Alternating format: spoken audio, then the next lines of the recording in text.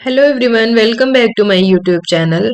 आई hope आप सभी को मेरी वीडियोस काफ़ी हेल्प कर रही होंगी। तो सभी लोग अपना फीडबैक ज़रूर दीजिए, जिससे मुझे भी थोड़ा सा मोटिवेशन मिल सके और मैं आप लोगों के लिए और ज़्यादा हेल्पफुल वीडियो ला सकूं। सो प्लीज़ सभी लोग अपना फीडबैक ज़रूर दीजिएगा। चलिए, आज हम डिस्कस करेंगे seventh unit community health nursing का। यूनिट 7 है और सेवेंथ यूनिट का फर्स्ट टॉपिक है समुदाय की गतिशीलता और समाजीकरण, कम्युनिटी डायनेमिक्स एंड सोशियोलाइजेशन। चलिए स्टार्ट करते हैं।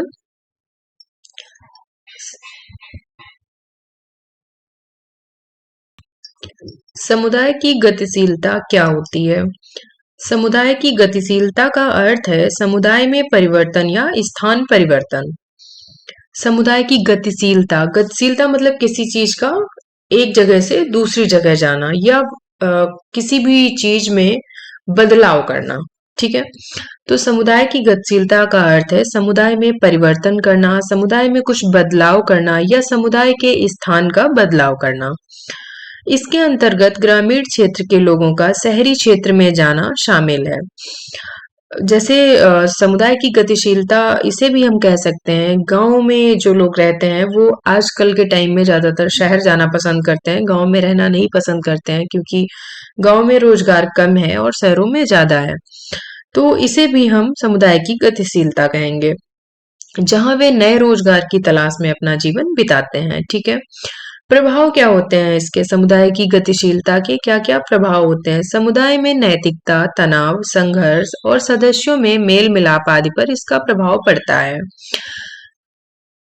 स्वतंत्र भारत में समानता, स्वतंत्रता और न्याय के सिद्धांतों के कारण सरकारी योजनाओं से सामाजिक परिवर्तन भी हो रहे हैं। जी।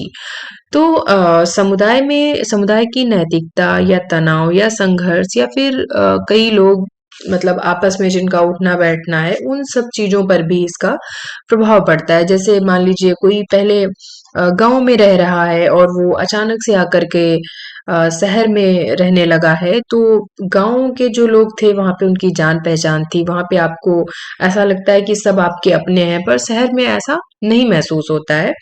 तो इन सब चीजों पर भी इसका प्रभाव पड़ता है। आप जहां पर अकेले होंगे तो आपको वहां पर संघर्ष भी ज्यादा करना पड़ेगा, संघर्ष ज्यादा करना पड़ेगा तो आपका तनाव भी बढ़ेगा, मेंटल हेल्थ भी डिस्टर्ब होगी। ठीक है। तो इन सब चीजों पर प्रभाव पड़ते हैं। अभी स्वतंत्र भारत में समानता, स्वतंत्रता और न्याय के सिद्धांतों की वजह से सरकारी योजनाओं से गांवों में भी काफी हद तक मतलब परिवर्तन किया जा रहा है, सामाजिक परिवर्तन हो रहे हैं। जो पहले की कुरीतियां थी उनको अब बदला जा रहा है। ठीक है। आत्मनिर्भरता, समुदाय की विशेषता आत्मनिर्भर होना है, लेकिन आजकल धार्मिक, सामाजिक व राजनीतिक कारणों से अन्य समुदायों से संबंध बन गए हैं। जी।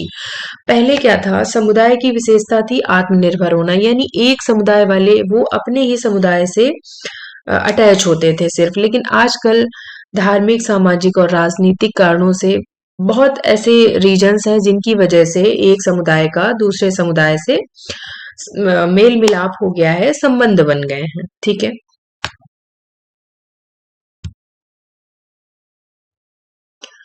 नेक्स्ट है सामाजिक प्रक्रियाएं, सोशल प्रोसेसेस क्या है? सामाजिक प्रक्रियाएं समाज की आंतरिक क्रियाएं होती हैं। सामाजिक प्रक्रियाएं आप ऐसे समझिए, समाज के अंदर होने वाली वो सभी क्रियाएं, उठना बैठना, खाना पीना, शादी विवाह समारोह, कुछ भी, एवरीथिंग। समाज के अंदर जितनी भी क्रियाएं, जितने भी कार्य होते हैं वो सब सामाजिक प्रक्रियाएं होती हैं। ठीक है।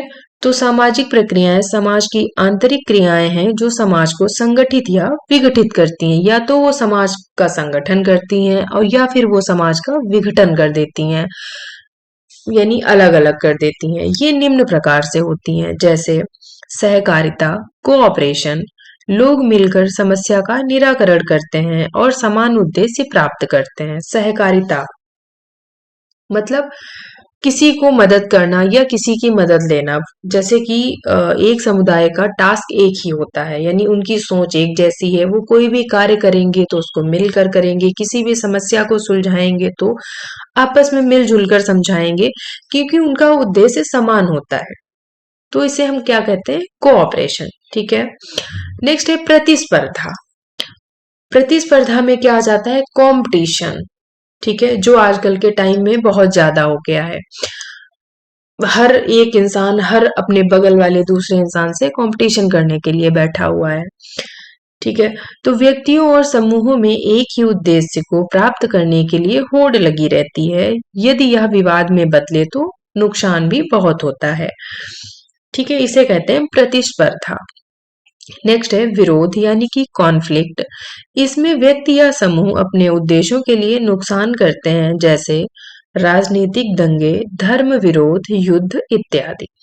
ठीक है, क्योंकि इसमें व्यक्ति का या समूह का उद्देश्य अलग होता है और वो अपने उद्देश्य के लिए जानबूझकर ये करते हैं, क्योंकि उनका जो मेन उद्देश्य होता है वो कुछ और होता है, लेकिन वो ऐसे नहीं प्राप्त कर सकते, तो इसलिए वो क्या करते हैं, दूसरे लोगों को आपस में लड़ा करके, झगड़ा करवा करके अपने उद्देश्य को हासिल करते हैं।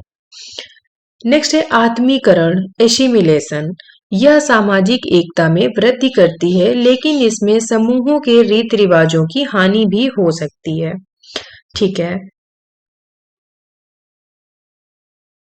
नेक्स्ट है समायोजन, एडजस्टमेंट। व्यक्ति अपनी आवश्यकताओं को परिस्थितियों, सामाजिक स्थितियों और लोगों के अनुरूप ढालता है। ठीक है, जैसे कि ये वर्ड तो आप सबने बहुत सुना होगा, एडजस्टमेंट कर लेते हैं। कुछ अगर नहीं हम कर पा रहे हैं तो एडजस्टमेंट कर लेते हैं।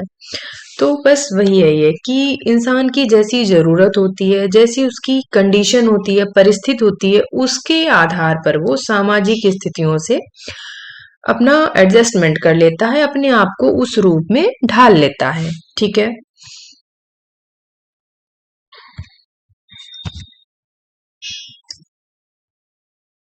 चलिए नेक्स्ट है समाजीकरण, सोशियोलाइजेशन। देखिए कंफ्यूज नहीं होइएगा।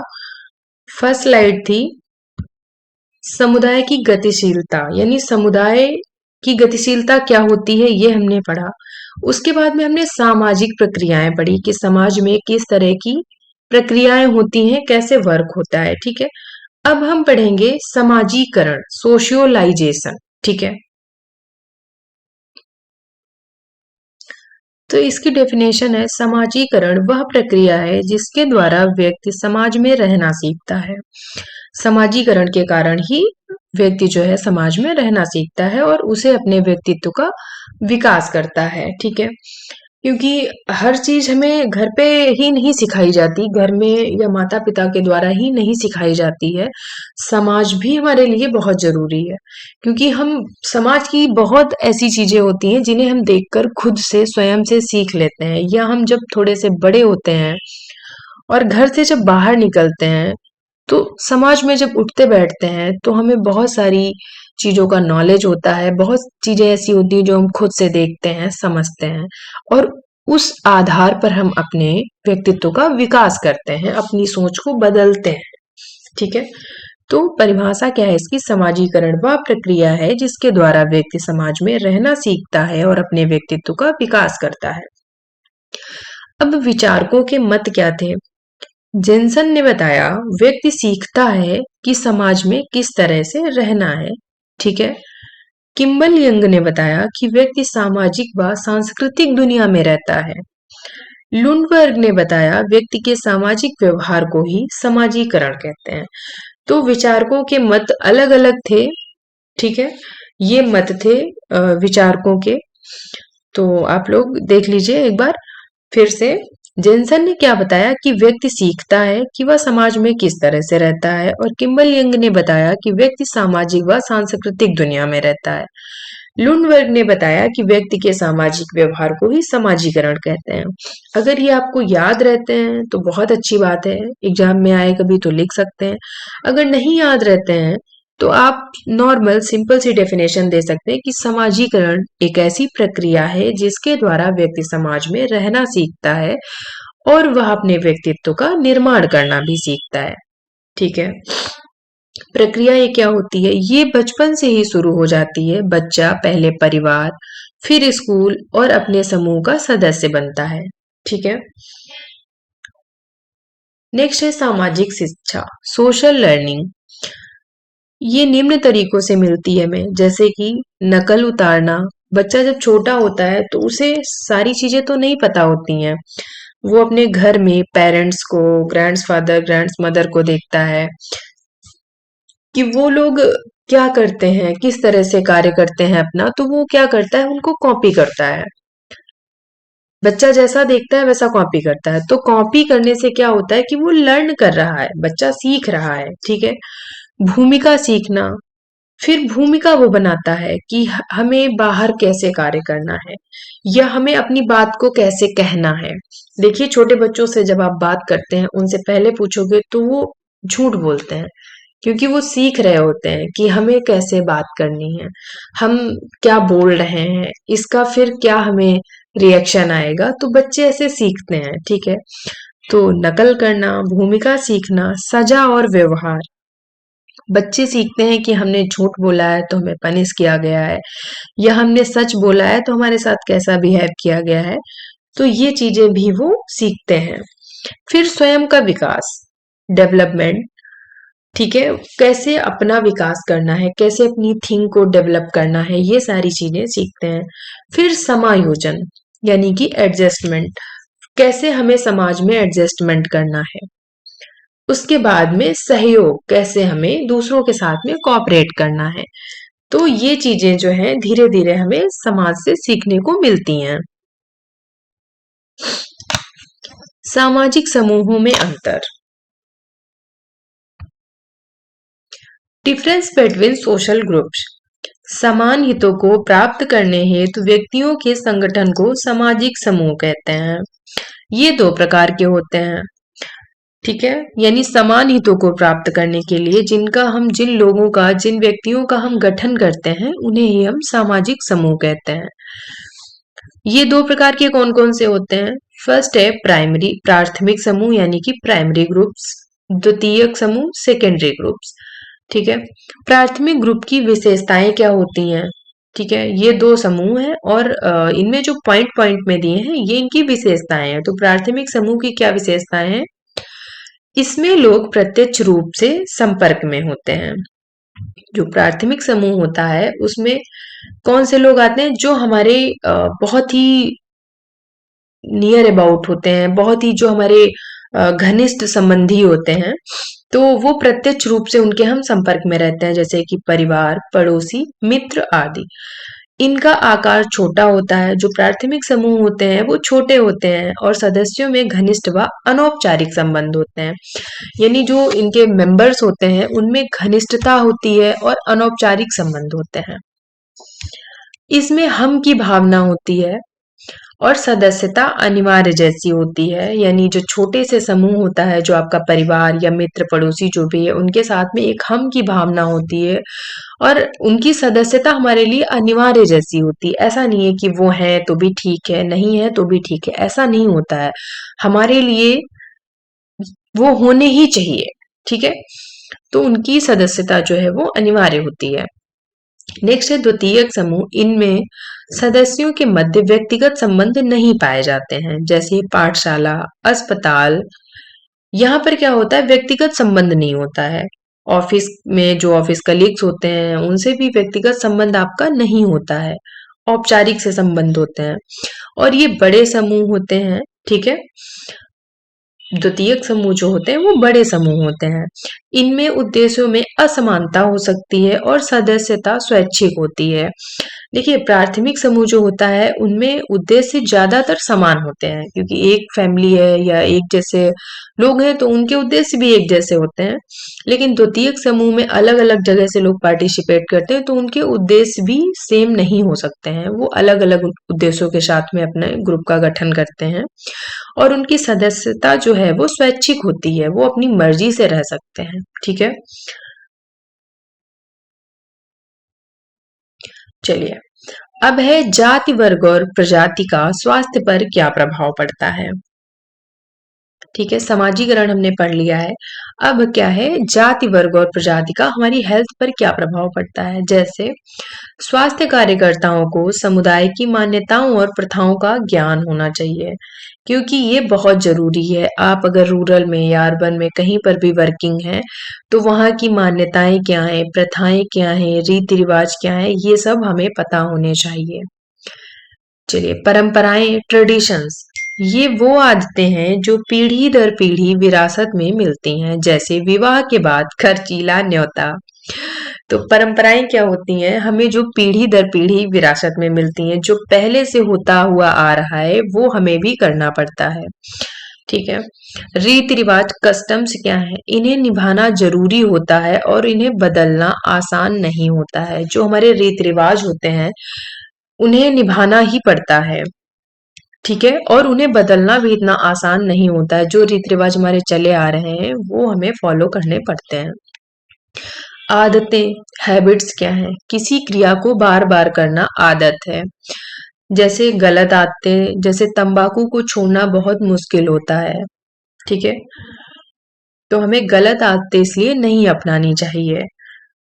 उपयोगी इलाज क्या है, जैसे एक ट्रेडिशन ही है, ये समझ लीजिए कि पुराने जो मतलब ओल्ड पीपल्स होते हैं, उनमें क्या होता है, कुछ भी बीमारी हो गई तो क्या होता है, तुलसी खा लो, खांसी सर्दी जुकाम हो गया तो तुलसी खा लो। कुछ स्किन से रिलेटेड कोई बीमारी हो गई तो नीम की पत्तियां लगा लो, या उससे वॉश कर लो नीम की पत्तियों से। पेट में कीड़े हो गए या कोई बीमारी हो गई तो पपीते के बीज खा लो। ये सब क्या होते हैं, इन चीजों को वो लोग मतलब प्रोत्साहित करते हैं, बहुत बढ़ावा देते हैं, ये उपयोगी इलाज माने जाते हैं। ठीक है। हानिकारक आदतें क्या होती हैं, जैसे जलने पर गोबर लगाना, नवजात को गर्म लोहे से दागना, या माँ का पहला दूध कोलेस्ट्रम ना देना, ये सब बहुत ही हानिकारक होता है। खसरा या चेचक को देवी का प्रकोप मानकर इलाज ना कराना, ये बहुत ही गलत प्रथा थी पहले। अब तो खैर सब लोग नॉलेज है सबको, पढ़े लिखे हैं सब लोग, तो सभी को पता है कि ये सब नहीं करना है। लेकिन पहले क्या था, ये सब कुरीतियां थी। तो स्वास्थ्य पर क्या प्रभाव पड़ता है, परंपराएं हमारी क्या है, कस्टम्स क्या है, आदतें क्या हैं, उपयोगी इलाज क्या है, और हानिकारक आदतें क्या है। ठीक है।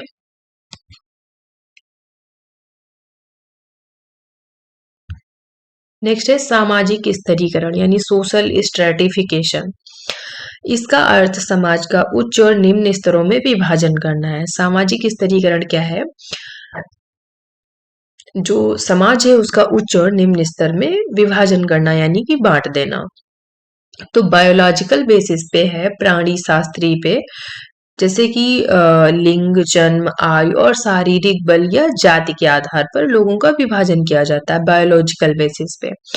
लेकिन सोशियो कल्चरल पे क्या है, सामाजिक और सांस्कृतिक तरीके से कैसे विभाजन होता है, धन या फिर व्यवसाय, राजनीतिक व धार्मिक सत्ता के आधार पर भी विभाजन होता है।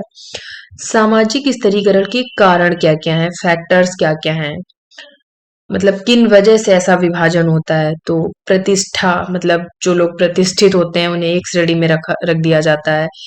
भूमिका, जो लोग जिनकी भूमिका अच्छी है समाज में, उनको एक श्रेणी में कर दिया जाता है। या जो आर्थिक तौर पर मजबूत हैं उनकी श्रेणी अलग बना दी जाती है। या फिर जो राजनीतिक हैं, राजनीति में है, उनकी श्रेणी अलग बना दी जाती है। ठीक है, तो ये कारण होते हैं विभाजन के।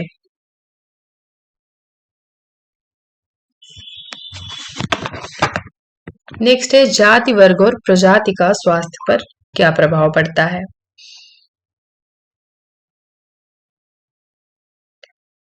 तो जाति व्यवस्था क्या है, हिंदुओं में सामाजिक वर्गीकरण जाति के आधार पर होता है, तथा व्यवसाय भी परंपरागत होते हैं। यानी आपने सुना होगा कि इस जाति के लोग हैं तो यही लोग ये काम करेंगे।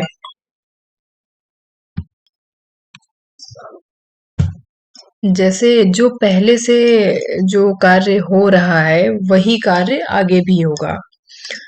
पर्टिकुलर जाति के अकॉर्डिंग जैसे काम होते हैं कि बढ़ई है तो बढ़ई क्या कार्य करेगा, लोहा पीटने वाला है तो वो लोहा ही पीटेगा, इस तरीके से। तो व्यवसाय भी परंपरागत होते हैं। और इन सदस्यों को अपने समूह में विवाह करना होता है। अगर ये दूसरे समूह में या दूसरी जाति के लोगों में विवाह करते हैं तो इनकी जाति वाले इन्हें अपनी जाति से बाहर निकाल देते हैं। खान पान, शादी ब्याह, छुआछूत आदि इन सब चीजों पर प्रतिबंध होता है। यह जन्म आधारित होते हैं। और ब्राह्मण जो हैं इनमें सर्वोच्च माने जाते हैं और शूद्र जो हैं वो निम्न माने जाते हैं। तो गांधी जी ने शूद्रों को हरिजन नाम दिया था। ठीक है, यानी हरि के लोग हरिजन, ज्यादातर वो लोग गांव के बाहर रहा करते थे। ठीक है, चलिए जाति व्यवस्था के बाद में है सामाजिक वर्ग। सामाजिक दर्जा जन्म या वंश से होता है। जो एक लेवल जो होता है वो क्या होता है, वंश से हमें मिलती है। आधुनिक समाज में सामाजिक वर्ग व्यवसाय, शैक्षणिक योग्यता, आमदनी, राजनीतिक शक्ति, आर्थिक शक्ति के आधार पर सामाजिक वर्ग जो है बटा हुआ होता है। प्रजाति, देखिए कास्ट, क्लास और रेस है ये। आप कभी अगर क्वेश्चन आता है कि कास्ट क्या है, क्लास क्या है और रेस क्या है, तो उसमें कंफ्यूज नहीं होना। कास्ट जो है हमारी वो जाति व्यवस्था होती है। जाति व्यवस्था को हम क्या कहते हैं, कास्ट सिस्टम। और जो सामाजिक वर्ग है उसे क्या हम कहते हैं, क्लास सिस्टम। यानी सोशल क्लास कैसा है आपका, समाज में क्या लेवल है, क्या क्लास है। ठीक है, और प्रजाति यानी कि रेस। तो प्रजाति व्यक्तियों का एक ऐसा समूह है जिसे आनुवंशिकता के आधार पर जाना जाता है। जैसे रंग, रूप, आकार, शारीरिक विशेषता वाले मानव समूह को प्रजाति कहते हैं। जैसे कहते हैं कि ये एक ही प्रजाति के लोग हैं, है ना। आप कहीं दूसरे देशों के, फॉरेन कंट्री के लोगों को पहचान जाते हैं ना कि ये दूसरे देश के लोग हैं, ये अपने यहाँ की प्रजाति नहीं है। तो इस तरह के एक रंग, रूप, आकार और शारीरिक विशेषता वाले मानव समूह को प्रजाति कहते हैं। नेक्स्ट है स्वास्थ्य आदतें। हेल्थ हैबिट्स क्या होती हैं। ऊंची जाति के लोग शिक्षा व जागरूकता के कारण अपने स्वास्थ्य के प्रति सचेत रहते हैं।